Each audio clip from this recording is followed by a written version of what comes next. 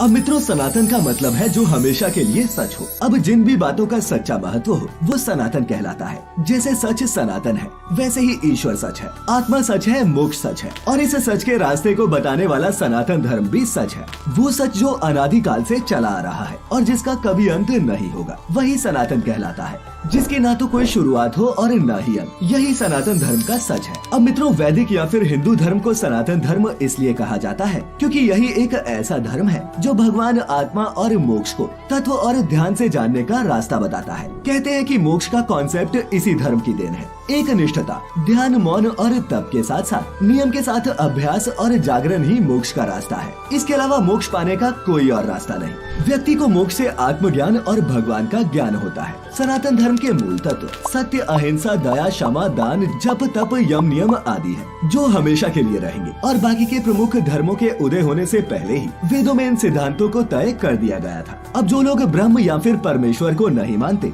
वो एक झूठी दुनिया में जीते हैं। असत्य से व्यक्ति मृत्यु काल में कभी न खत्म होने वाले अंधकार में पड़ता है। उनके जीवन की गाथा ब्रह्म और भटकाव की गाथा सिद्ध होती है और उन्हें कभी भी अमृतत्व नहीं मिलता। मृत्यु आए इससे पहले ही हिंदू धर्म के सच्चाई के रास्ते पर आ जाने में भलाई है, वरना कई योनियों में भटकने के बाद भी अंधकार में रहना पड़ता है। अहम ब्रह्मास्मि और तत्वमसि, यानी कि मैं ही ब्रह्म हूँ और तुम ही ब्रह्म हो। मित्रों, आपने कभी न कभी ये भी सुना होगा कि ये पूरी दुनिया जगत ब्रह्म है। ब्रह्म खुद में पूरा है, वैसे ही दुनिया भी खुद में पूरी है और इस पूर्ण सृष्टि की उत्पत्ति पूर्ण ब्रह्म से ही हुई है।